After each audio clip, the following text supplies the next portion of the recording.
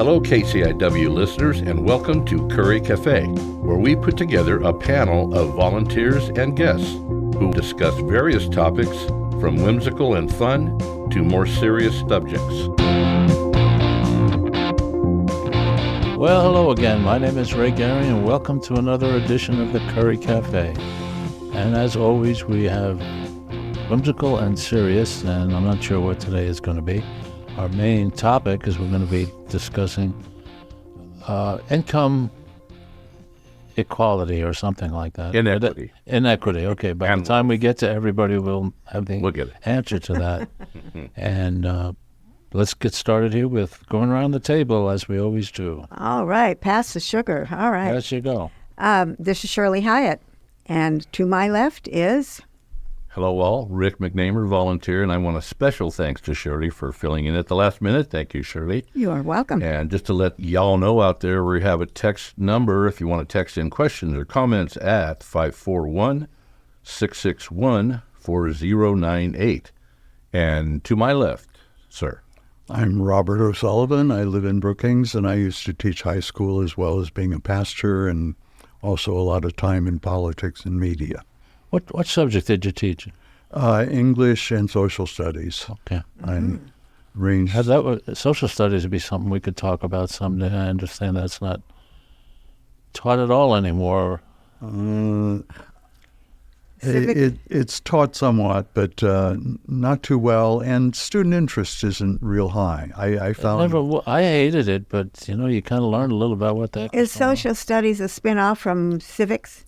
Well, it's a broad category that includes civics, U.S. history, world history and cultures, and economics and psychology. I think that would be a vital thing to teach these days, because the kids, how are they going to learn about it if it isn't somehow introduced to them? Isn't that on TikTok or something? Or?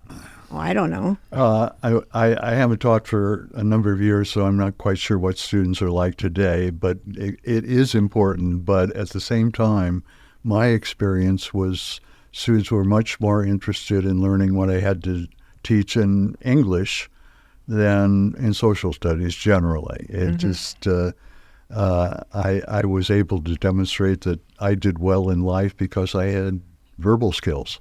I could write, I could communicate orally, and those are valuable skills to have, and students recognize that. But they couldn't recognize too much the value of knowing stuff about our government. It's too bad, but it is too bad. True. Maybe that's part of the problem we're having today. For sure. Yeah, they don't know how to sort through the information that comes their way. Exactly. Yeah. I don't want to get too far into this, but this sounds like a great subject. One question: What was the community you taught? Was it economic-wise? If it's upper class or? Oh no, I taught in Oakland, and the school was highly multicultural, but it didn't have a lot of upper class people there. It didn't, or didn't? It did not. Oh, okay. Probably make a whole lot of difference in how your course is being received. But anyway, let's get back to talking about Brookings today. Many of us the other day had our cell phones start screaming at us that we had to do something or other because there was a tsunami on its way. Even gave us the exact moment it was supposed to arrive. I walked out on my deck with some binoculars because I could see the ocean to see what was going on. And I didn't see anything. I talked to people, though, and they said, oh, the town's going crazy. People running all over the place. Well, I think we did have a tsunami, and I can't remember what year it was, and it did do some damage. Mostly it hit along Crescent City and maybe Eureka. Did it start down in Eureka? I believe so. Yeah. Anyway, so maybe it was a similar kind of shock, but it didn't come our way. But I want to say, while we're talking about this, that I said something to a gal in a shop I was in the other day, and I know her, and we brought up the subject of the tsunami, and I said, I live so close to the river and so close to the ocean. There I am. Where do I go? And she said, well, up Old County Road, head for the hills. You don't go up the river in case the tsunami is bad enough that it pushes the water up the river, etc. So anyway, that was good piece of information for me, because I really did sit there and say, where would I go? You don't want to drive up the coast, you don't want to drive down the coast, et cetera, et cetera. So Old County Road, and then up the mountain from there. That's the way to do it. I live at about 1,100 feet, and I've given the gate code out to special friends. If it ever comes You to don't it. want to say it over the air, do you? Well, no. Actually, for security reasons, we just changed it because too many Ray Gary's house. yeah. We're having a party. So, Well, my little and my preference is Cabernet if you're coming. Oh. Good stuff. Good stuff. Anyway, on the tsunami, did anybody have more information they wanted to share? I didn't really have much information. I happened to be that morning, head up, starting to whale watch now. The whale migration is supposed to be happening. So I always go up to Cape Ferrelo, and my phone doesn't work up there, so I turn it off. And I happened to be up there while this whole thing was going on, and blissfully unaware. And then, like I normally do, I'm there for about an hour and a half. Then I come down and I pull into Harris Beach. I guess right after it had happened, and I didn't notice anything weird except because I turned my phone back on there and then looked at the ocean a little more. And then all of a sudden, the parking lot filled up real quick. People parking behind me and people looking with their cell phones, looking at the ocean. That's when I looked at my phone and I got the tsunami alerts. I got about 11 or 12 messages from family. How are we doing up here? A little panic probably set in. But what I was surprised, I finally got out of there and got back home, and obviously we didn't have anything here that I'm aware of. Nobody felt the shaking. No. None of when I got back home, nobody there did. But it was a little weird to have that panic set in. And then I got to thinking, hey, man, am I really ready with my travel suitcase to get out of here if I have to? And how many of us are? I have a friend who has a go bag in his car. Yes, go bag. I say, well, I have a couple of energy bars in the glove compartment. Well, and I'm not real serious, but it made me think a little more about it. Anyway, that is important up here. What I was surprised at, a couple of friends of mine up in this area, they just didn't take it seriously at all. I thought, that's bogus. We'll never get hit. A friend of mine lives near the Smith River, and she was like, no, it's not going to come up the Smith River. Well, I think if the big one hit, it could. Yeah, it could. Smith River. So it's serious, and I'm glad nothing happened. And it made me double think my go back. Yeah, we should realize that this was not the, quote, big one. Right. 7.0 or 1 is a very strong earthquake, but the one they're talking about on the Cascadia Fault could be up in the 8s and 9s even. And those numbers are exponential. They're much stronger than the lower ones. And the last major event on the Cascadia Fault was apparently in the year 1700, and one of the ways they recognized that was in the state of Washington. There was an entire forest wiped out by a tsunami.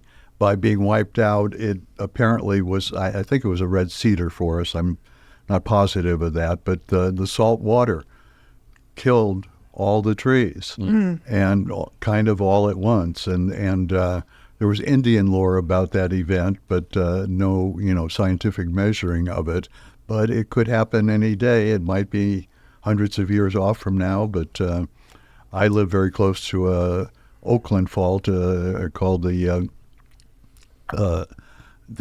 what's it? San Andreas? Well, it's off the San Andreas. Oh, okay. It's usually known as a Hayward Fault. Oh, okay. But I live like 1,000 yards from it for 46 years or so, and every once in a while we have a little juggling going around. But were you in the Bay Area? Yes. I was too. I was living in Palo Alto when that, and I was working. It happened right at 5 o'clock. It's funny. I taught that day, and I often would take a nap, and I knew the World Series was coming on, and when I was about to get up, all of a sudden I was thrown up. I mean, I literally was tossed out of my bed, and it was. But anyway, it's funny. Earthquakes, you learn to live with them in ways that maybe you can't with tornadoes and hurricanes and other storms of Yeah, that sort. Certainly depends on the ferocity, but that particular earthquake. I'm trying to think how many cars went off the bridge when the bridge was shaking on the Oakland Bridge, was it? Yeah, The Bay Bridge. yeah. Bay There Bridge, there was one car that went down when the whole part of the deck Upper deck. collapsed. Yeah, but and there was a major double level freeway in Oakland that collapsed for like a 2 or 3 mile section of it, and that was really awful. Yeah, that was right there at the maze before the Bay Bridge. What do they call that there, I think? Am I correct? It's there? close to the maze, yes. Okay, Yeah. okay. Yeah. Well, anyway, you don't know what to do in a situation like that. Like we're talking about the tsunami. They give you some warning if they're able to give you warning. They give you warning. But with something like that particular earthquake, I don't think, was it 86? Was that the year that happened? Seems somewhere around in there. 89, I think. 89 maybe. Yeah. At any rate, I don't recall that there was any kind of a warning. I was just getting ready to go out the door of my office and it began to, just like Yeah, the f- there was the floor rolling that I underneath was me. aware of. What's the Yeah. difference between a tsunami warning and an earthquake warning? To my knowledge, Well, there's no that's way what to. I'm, The yeah. tsunami warning is generated by the fact that there was an earthquake. I don't think you Exactly, can have exactly. an earthquake warning, can you? I don't believe we. No. Except there they say are your new dogs will ways go being nuts. developed. I'm sorry?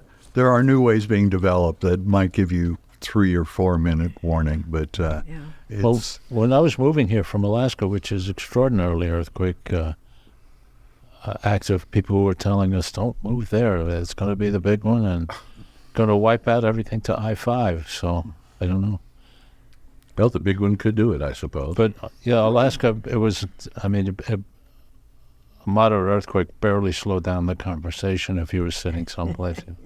Although I was living in an apartment building for a while, and I was listening to the local community radio station where my son happened to be on with his friend. They were a little band, and they were just getting ready to start playing, and I heard them first saying, "Oh, earthquake," and then I felt my apartment building shaking.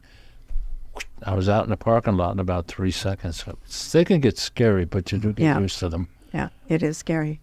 But anyway, So, thankfully, we did not have the big Right. predicted tsunami. So there you go. Probably be a reason to have our insurance rate go up, though. well, here we go. Yeah. Speaking of economics, and Yes, that was that's sorry. okay. But Let's what put a that clever okay. lead-in. We had a big deal here in Brookings. I'm going to start this out with a quote, and I don't know if I should say it now or later, but this is a subject we've all tried to research and found it to be extremely complicated. So maybe we could start out with a simple a quote from the Pope. This was about 10 years ago. I don't know which Pope that was. He had been traveling in Central America and South America and some other underprivileged areas, and he made the statement that capitalism was the dung of Satan. Anybody have a comment about that?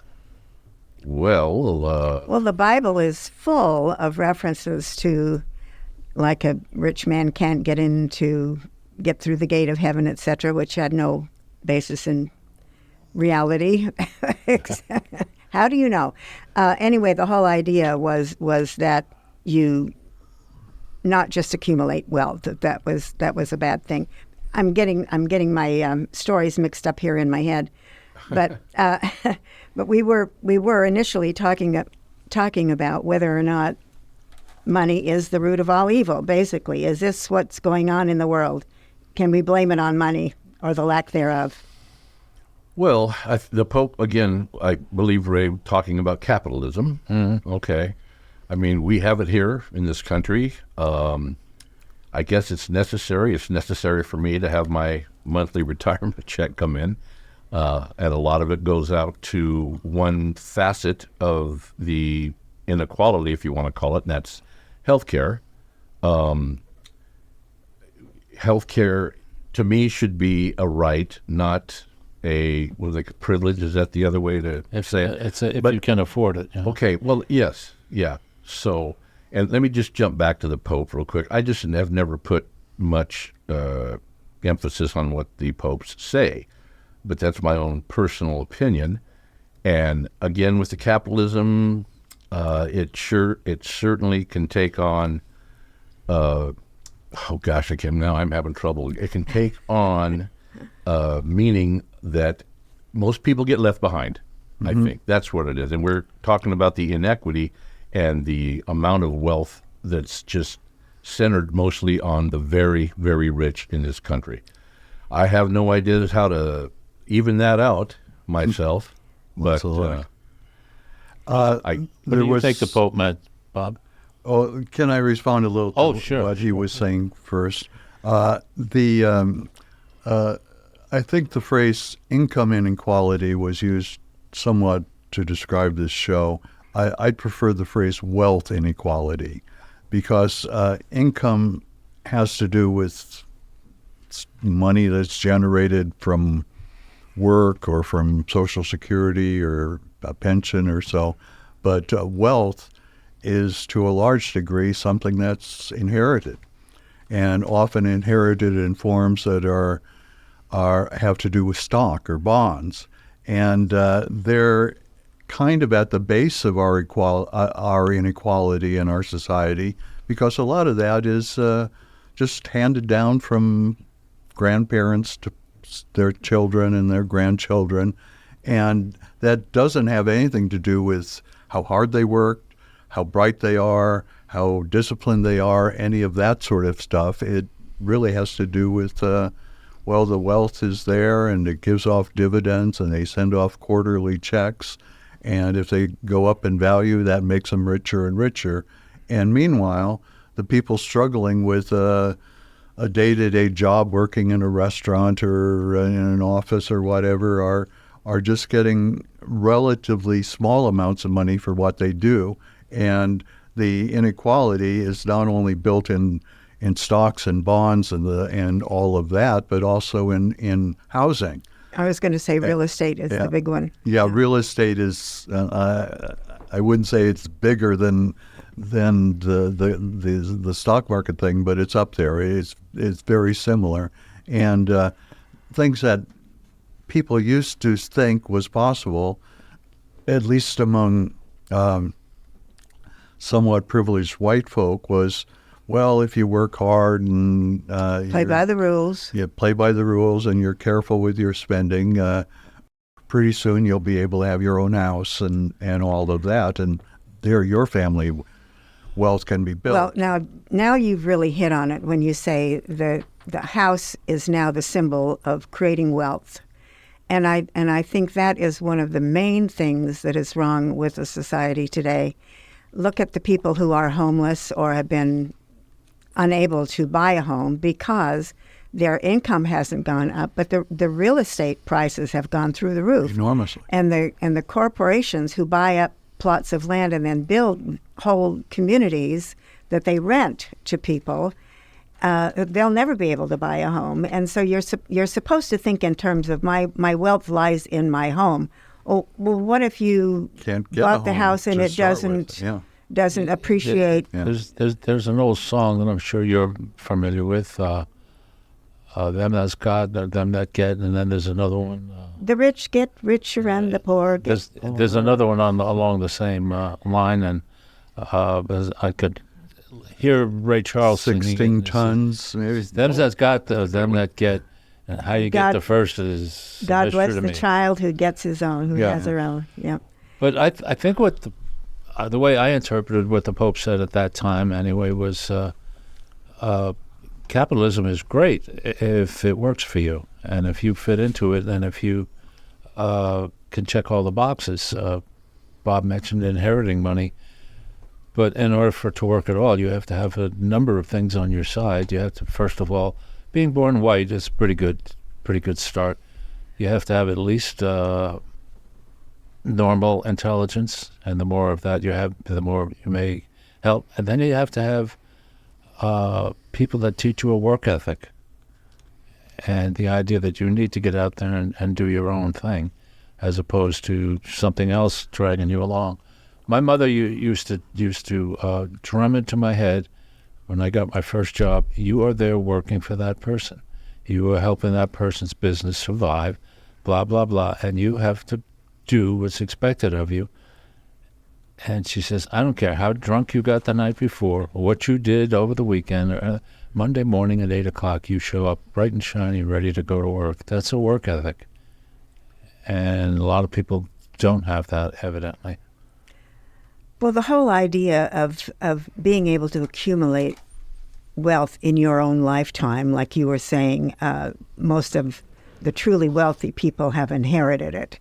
Maybe they've botched it up at some point, but for the most part, they tend to make more money. So it just takes on a life of its own.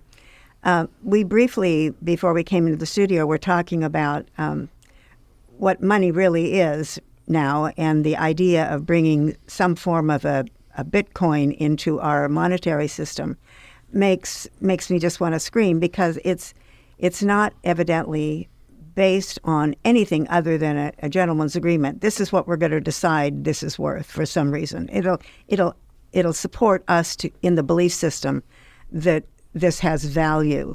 But for the people who don't buy into it, it has no value, and it doesn't have any value either. In reality, does anybody have any reality-based information about the monetary other system? than it's not fungible.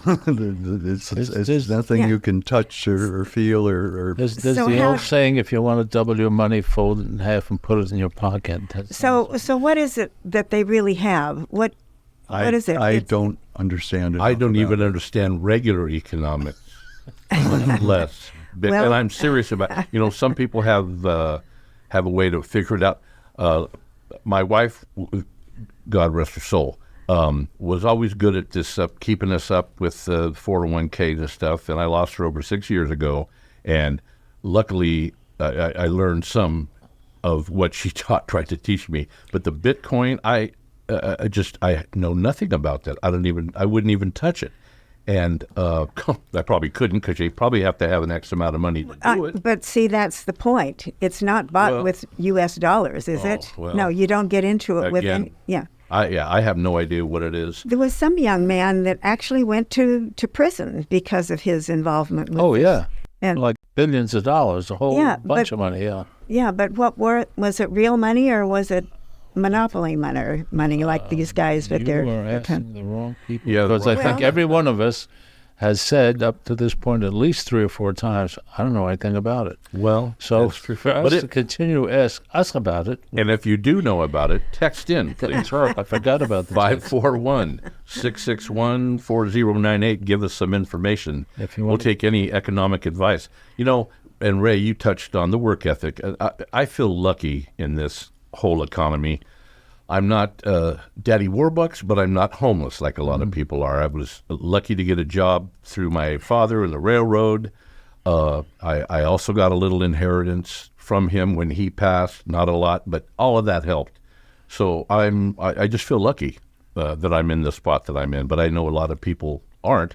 I do have family members that are really struggling, and the healthcare issue is part of that because of the high cost of healthcare. So far, I can do it on my retirement income, but I worry, I think everybody's worried, this incoming administration is going to make economic or wealth disparity, if you will, a lot worse, I feel. That's my... this is something that I think all older people worry about, and that is the cost of whatever drug it is that they need for whatever their condition is. And I don't take anything more severe than a pain pill, But a lot of people do rely on drugs. And I think one of the big whipping boys is what in the world does it take to create a drug that is then so expensive that the person whose life really is hanging by a string, if they don't get that, what is it that goes into the creation of that particular drug that makes it so those people can die because they just simply can't afford to have the drug? And that's the inequality of it. Do we have the right to health care that supports us no matter what our our condition is. In other words, if you go in with a sprained ankle and they wrap it up for you and give you an aspirin and send you home, that's different from the person who has some really serious ailment that drives them out of house and home in order to pay for a prescription. I guess where I'm getting to with this is it drugs more than just, say, the blanket covering of saying Medicare? Is it drugs, Well, the cost of drugs? If you look at the countries that have sane and humane health systems, like Sweden or Canada, virtually everything is covered. Now, it doesn't have to do with drugs. It's the entire care, and this whole idiocy of approval by insurance companies is not part of the process. There are, I'm sure, approvals built into the whatever the national systems are, but it's not with the idea of saving some insurance company money by being tough on and delaying and denying and all of that stuff that's come to remarkable attention in a recent event in New York City. Why there's an enormous amount of healthcare companies and insurance companies that profit from a system that have very little to do with really delivering care. And the gentleman who died or was assassinated recently was commended by his own company as being real sensitive to the needs of people for care, while he was getting something like a $67 million a year salary for being allegedly compassionate. But see, we may be able to get back to the Pope's quote now. No, but see, you've really hit the nail on the head there. It is the disparity, and it's in every walk of life. It's not just in the medical. It's the people with the people at the top of the ladder that they pull it up after themselves, is the saying. So you never get a foot on the rung. But it's somehow we've allowed that this is okay. I mean, it isn't okay, but we still allow that it's okay. And so when you look at this incoming group of people who are going to be our government leaders, they're all pretty much extremely wealthy.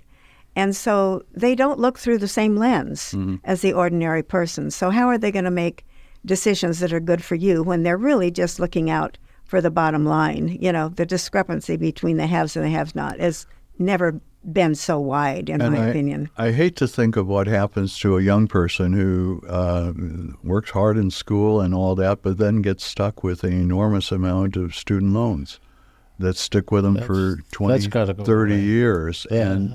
And sometimes they're only paying the interest or whatever, but it just messes up their ability to buy a house and other things. And it's not a good time to be a young person these days, no matter how gifted you are.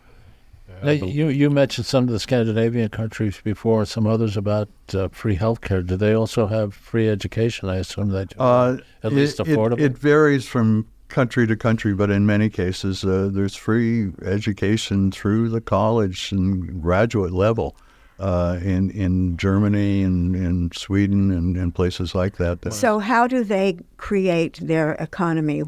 How is everything no cost to the people? They pay a high tax, right? It's much more a mixed economy, and there's a higher tax, but there's a higher what you get back from your taxes. There's a big payoff. Big payoff. Yeah. And it makes for a more humane society. People get maternity and paternity leave and other things all built into how the health system and the taxation system are developed. Just that tax thing, some of these countries pay 50% in taxes, but they also get the education, the health care, and all the... if somebody has a disease or something that's cost them a lot of money they can't afford, down the road they're going to wish they had been paying 50% taxes their whole life. I would be remiss without mentioning my cousin and I were talking about this. Hi there, Dean, down there in Auburn, California. He was mentioning Denmark. Now, I should have done a little more research. I didn't. But he said Denmark is one of those places that have healthcare, I believe education. It's much more free, I guess would be the word. I think that's listed in the happiest countries in the world. Too. Okay. It's built into the way the economy works. It's just it's and part again, of their social structure. And kind of hard to maybe compare a country like Denmark to our country, which is vastly different. But maybe we could learn something about how they operate their Not as long healthcare. as we've got the kind of capitalistic society that we have. Yeah. And Again, the sad thing, this is just a personal judgment on my part, but I don't see how young people coming up are really expecting that they're ever going to get to the place where they feel that they belong, which is with a great big income somehow. And, whether we're teaching people who really want to go to college or whether there are trade schools or other ways to keep the arts and crafts movement, or I don't know what I'm trying to say here, but if you don't have a degree from a good university, that doesn't mean you're not smart or entrepreneurial or capable of running a business or any of those other things. So Probably means you have big student loans. yeah. So well, yeah. the colleges that are run for profit, we're talking about. These are not state-sponsored schools, right? These are all for profit. You mean many of the vocational ones? Oh, and any of the big universities, are they for-profit universities? Are they all funded? Not in most cases. I mean, in the sense that, say, Phoenix University is, which is definitely a for-profit university. But Harvard is a nonprofit corporation, but it has enormous endowment and resources. So why does it cost so much for a student to go to a college like that, to a university like that? Because they can, and because the student loan system is geared to keeping it going on that level. When I went to college, there were some student loans. I made, maybe $2,000-3,000 worth of them, but within 5-6 years they were gone. But nowadays, it's not uncommon for someone who's gone to college to have $100,000 student loan debt in the 4 years they were there. Yeah, and that's insane. That's a lot harder to pay back than $1,500 or $2,000.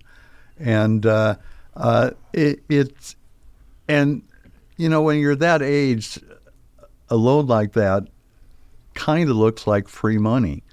Wow, I can go to college. I don't have to, scrape up so much. I get these loans, but they don't quite comprehend what it might mean to have to someday repay it. And sometimes they get co-signers in their family, and it makes for great family issues and all sorts of things like that. But anyway, the idea that somehow each generation is going to do better than their parents' generation is simply not true. That's fallen off, because yeah. of the very nature of the systems that are in place now. Yeah. And university educations alone right now, I'm sensing that a lot of people don't put a lot of impetus behind them now. It saddens me to think it's almost like I've been hearing education bad, especially from the Trump administration. Yeah. But back to that also, what about these vocational schools? I think we're, in our society right now, we're losing a lot of the craftsmen, plumbers, electricians, roofers, carpenters, that kind of a thing. We are here.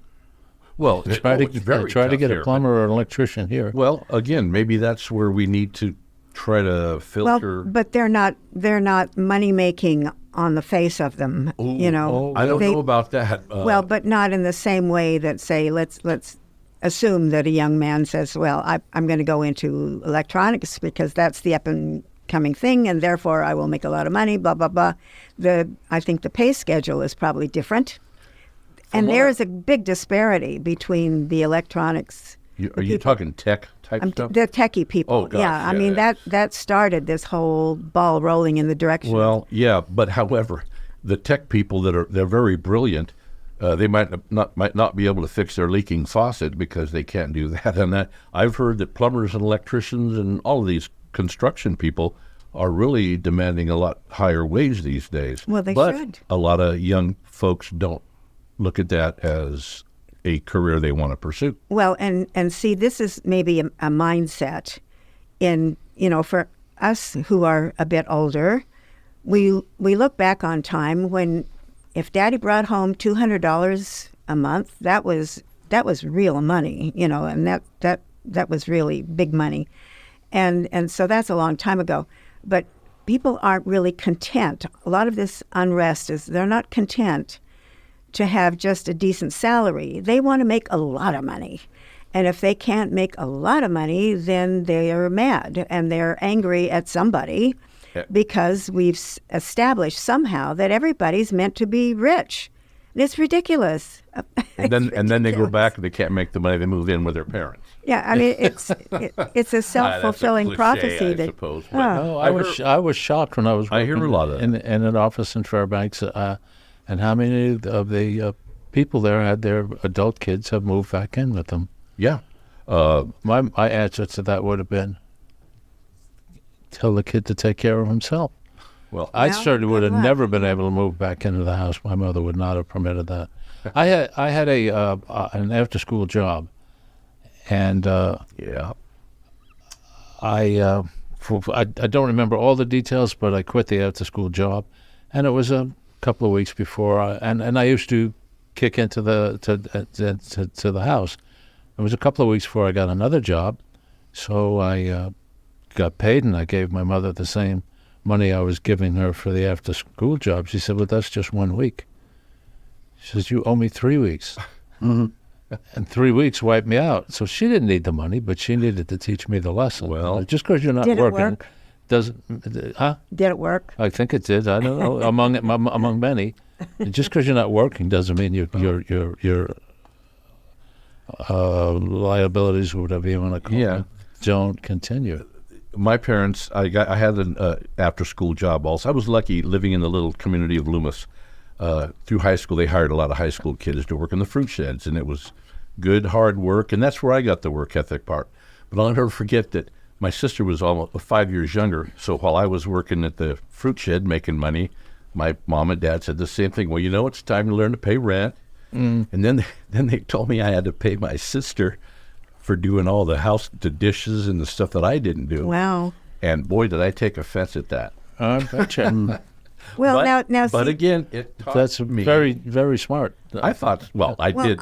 I do now. I beg to didn't differ. then. I beg to differ. I don't think that everything should boil down to getting paid for it. If you make the bed, you get $1. If you clean the bathroom, you get $5. I think that's ridiculous. If you can't pitch in your own home to take care of things without thinking that it has to have a monetary payoff, that's really part of the problem. Sorry, guys. We did that until I was of working age. And I think they wanted my sister to get a little bit of that. But Anyway, that was what we did. Hey, before I forget, again, our text number that's getting really heated up here is 541-661-4098. And remind everybody you're listening to KCIWLP 100.7 FM, your community radio station here in Brookings. All volunteer. We have all volunteers here. Yeah, and our opinions are volunteer opinion. Yeah, I think what Rick was talking about, he wasn't talking about his sister making money for doing those jobs. His parents were trying to teach him life costs you money. Well, yeah. No, Well, but at the same time, there's such a thing as giving a kid an allowance and saying, with this allowance, you can X, Y, or Z, set down some rules. But the idea of not pitching in simply because the job needs to get done, that's my point. When I was growing up, Saturday was everybody pitched in and did everything that needed to get done, mow the lawn, vacuum dust, do whatever, everything that had to happen, because you're pulling together as a group of people. Now, maybe we don't see the world that way anymore. Everything's got a price tag. Every act that we perform for somebody comes with a ticket on it. So if you want this to happen, then you got to pay this for it. And it's that idea that we're all in this together, and why not just pitch in, I mean, we're an all-volunteer station here. We're not doing this for the money, are we? Would I be here if they paid me? Check yet. No. Yeah, there you go. But you're famous. We are getting famous. Yeah. That At my little compound with two other people. Yeah, that's worth a lot. No, but my point is it's been reduced down to where money has so much say in our day-to-day world. Shirley earlier quoted the Bible, the love of money is the root of all evil. And I want to talk a little about how religion plays into all this. there's a pretty prominent evangelical pastor named James Wallace. And this is 20, 30 years ago, was forming a community of Christians in Washington, D.C. And one of the first things they did in forming was he asked them to take a Bible and go through it page by page. And on every page where concern for the poor or the stranger, the naked, or the outsider was mentioned, to tear out that page. And what happened was like a third of the Bible would be torn out, because that's an extraordinarily consistent theme in both the Old and New Testament. Pay attention to the needs of those who are hurting. Yeah, completely different time frame, of course, without electronics and etc.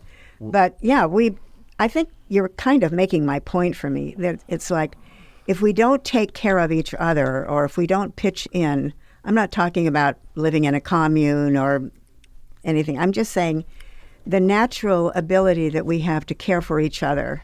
I mean, wouldn't you walk across the street to help somebody who fell down? I mean, wouldn't you really just automatically think of extending your hand? But if everything's got a price tag attached to it, and the kids know this, that the people coming up, they want all the luxury stuff. They want to drive a fancy car. They want to live in a glamorous apartment or a house.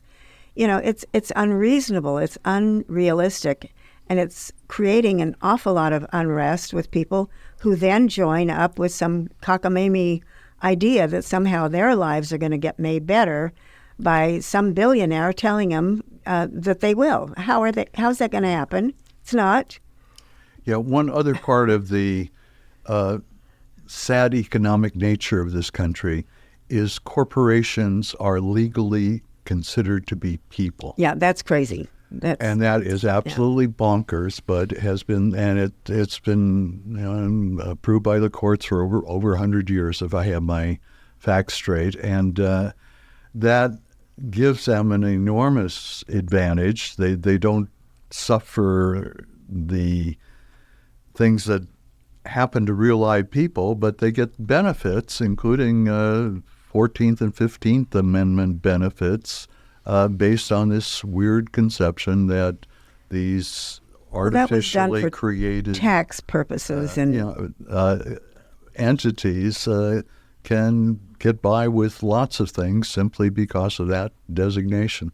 And Robert, you brought in about religion and economics, and I'm sure you've noticed, and I think we've talked about this here, the Christianity preached by the Trump administration and his minions, from what I can decipher, are big on the prosperity gospel, if you've been hearing much about that. These pastors, and I think of the lady Paula White, and there's many of them. The guy out of Texas that sways so many, I can't think of his name. A lot of them are out there. The prosperity gospel. Money is good. Well, money can be good, but they go on to the outrageous limits. They get the money. They want their people who are hurting. Jesus wouldn't want me to have 3 Learjets.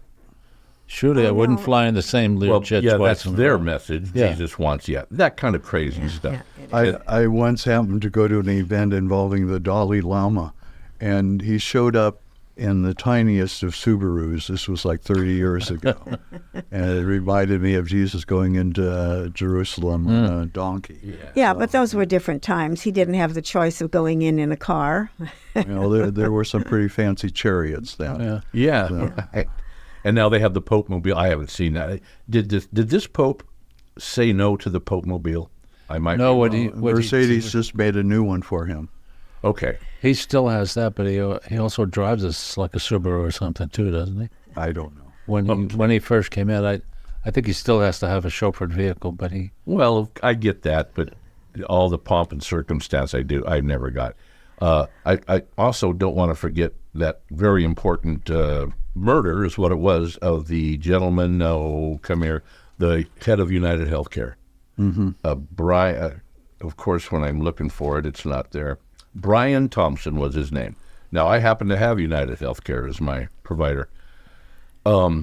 the big backlash right now is there's been a lot of ugly, sarcastic memes, if you will, almost making fun of the murder. Now, I don't know what this guy has really done evilly. Well, you said he was looked at as a compassionate person. I didn't know No, that. he was in the press release that came out from United Health. Oh, from them. It Well, described okay. him as someone A lot of- trying to make healthcare more accessible or something. Well, and that while might collecting his $67 be, yeah, million and a it year. could be BS. I don't know. The Well, facts of that, I don't know. But some of the stuff that I have been reading, some families are claiming his actions have literally caused deaths in Yeah, their I family. was going to say that's the point. Okay, well, Yeah. and again, I don't know that 100%, but I did think it was maybe, I guess Saturday Night Live, I don't watch that anymore, but made a kind of a mockery of it. I didn't see it.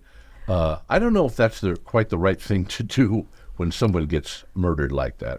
No, but the point they've is they've made their living on being irreverent. So Well, But yeah, we're might be a talking about the bridge too far. disparity, and this gets back to earlier part of our conversation.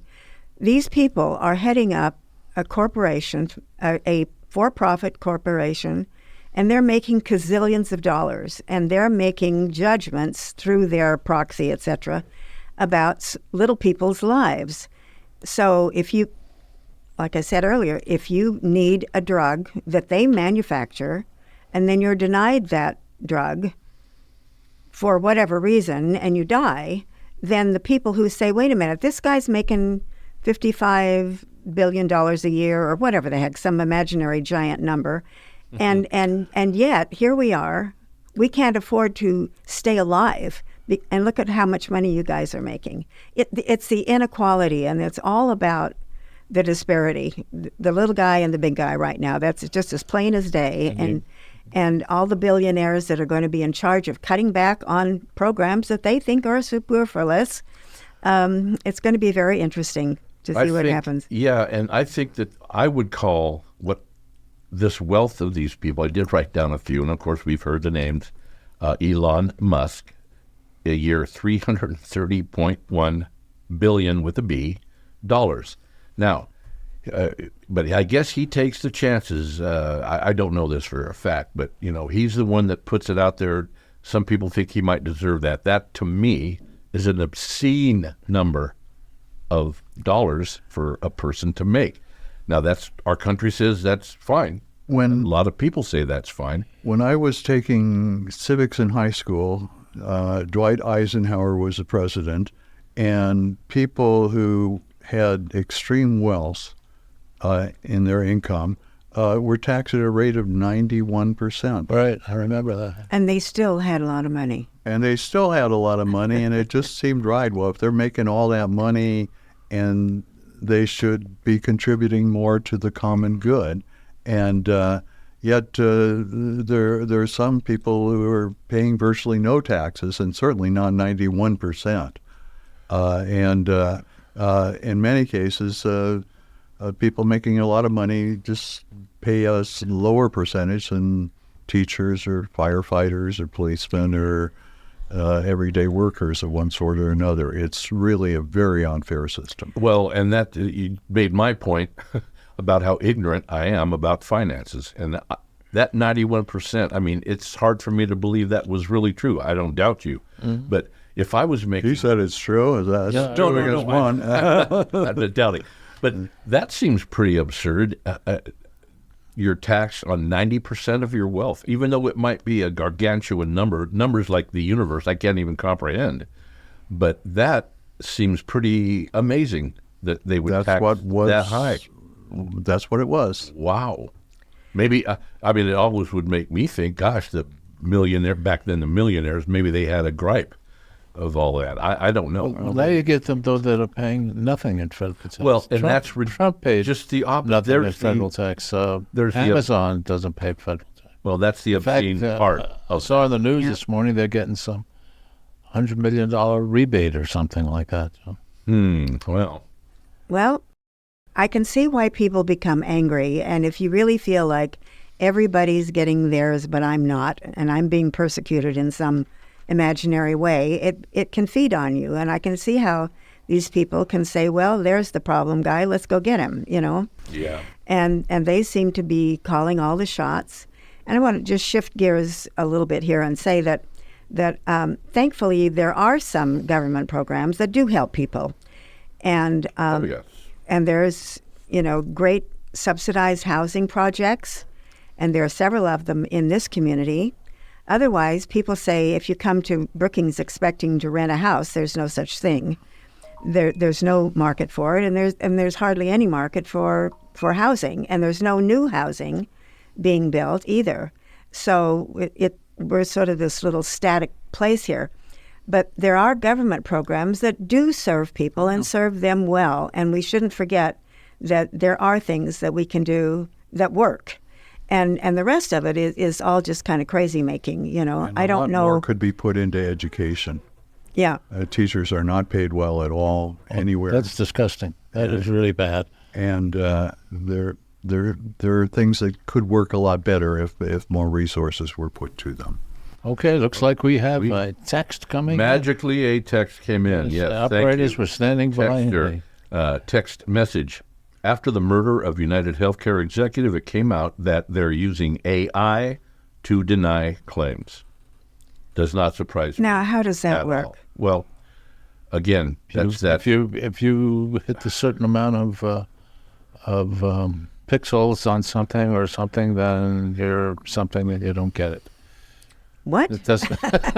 That's exactly what. No, I don't understand. They're using AI, meaning imaginary numbers. No, not about Artificially inflated. If you go to the doctor, this is what I'm assuming anyway, Okay.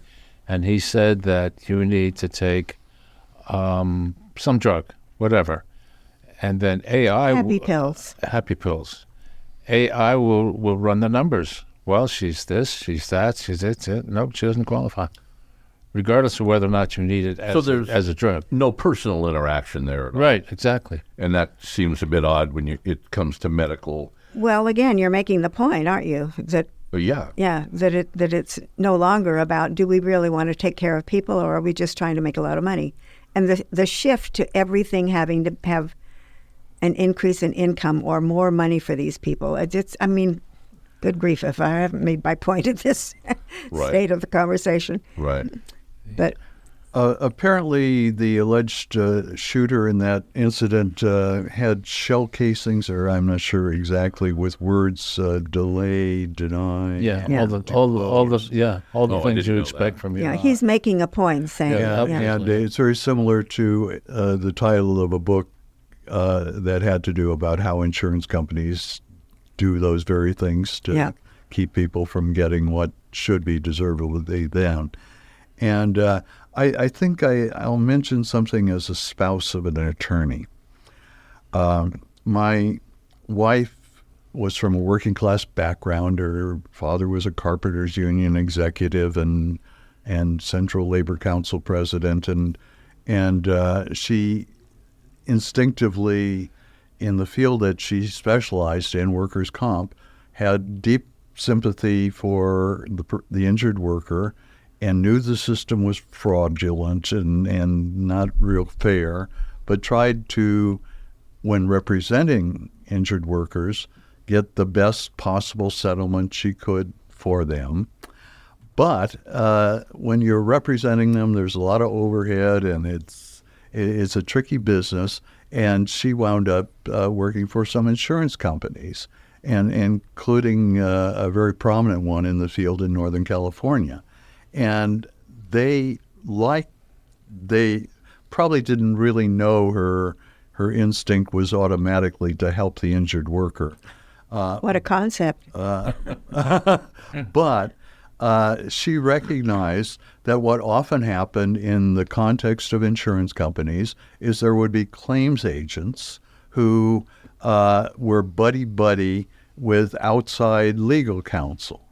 And they would become friends. They would go on vacations together, and they'd wine and dine, and at the same time build up a whole series of depositions and doctor's reports, and raising up costs in ways that didn't really help the injured worker, but helped the outside counsel and Oh, there you help go the again. claims Yeah. agents and all that.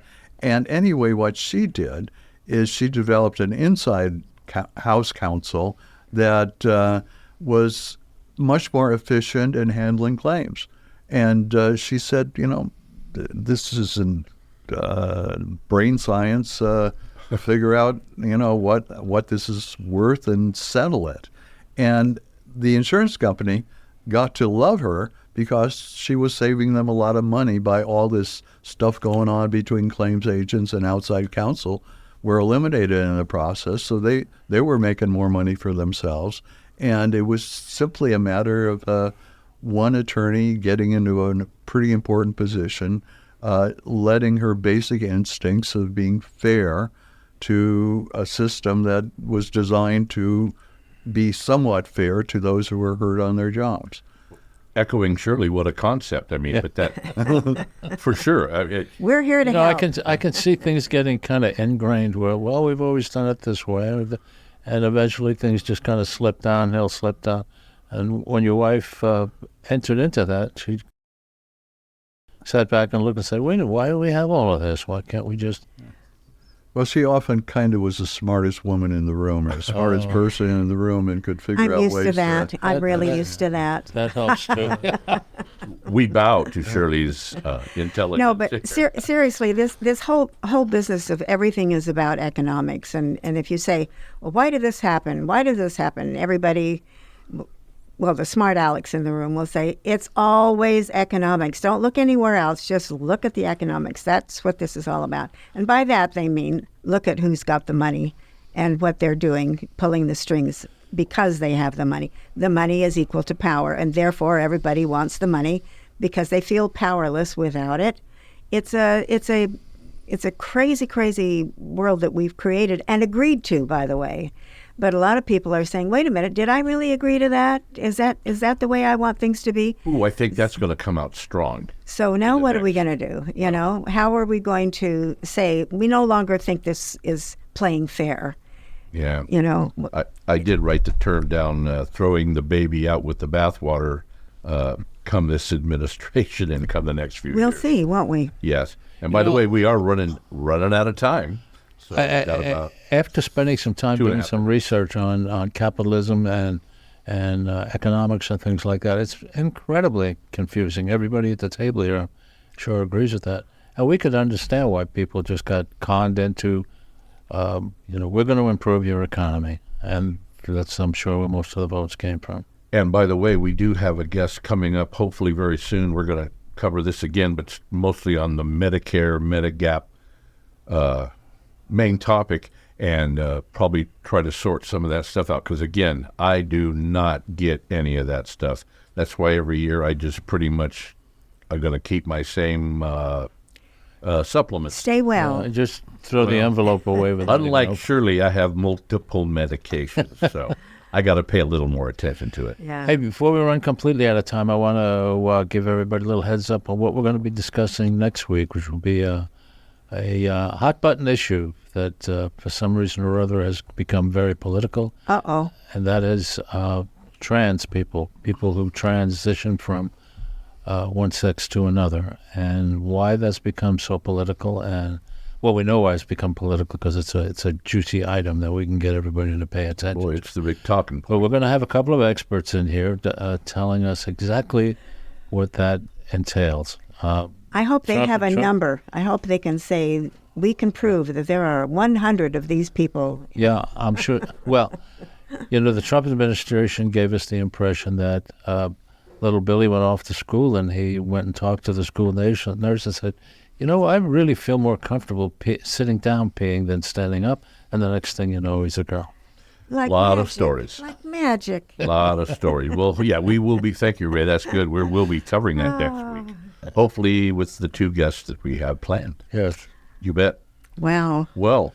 Okay, so anybody have a final word? As we all sit silent. Yes. Hoping somebody else does. Everybody stay well. Yeah, stay please. well. Do your best to be happy.